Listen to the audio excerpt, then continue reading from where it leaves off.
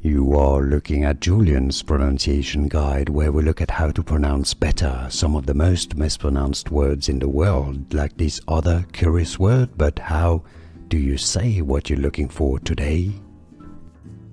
We are looking at how to pronounce the name of this type or family of sauce, as well as how to say more names from cooking as well. Many struggle with. Stay tuned. 2 different ways of pronouncing it, main ways at least.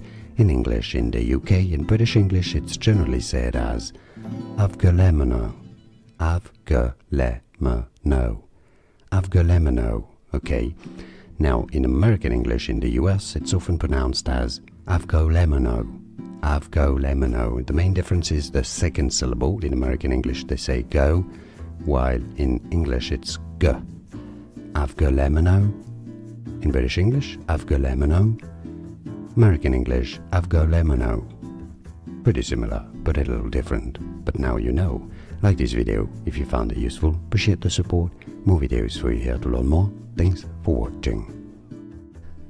Here are more videos on how to pronounce more confusing words and names too many mispronounced. Like this video if you found it useful. I appreciate your support. I'll see you soon and thanks for watching.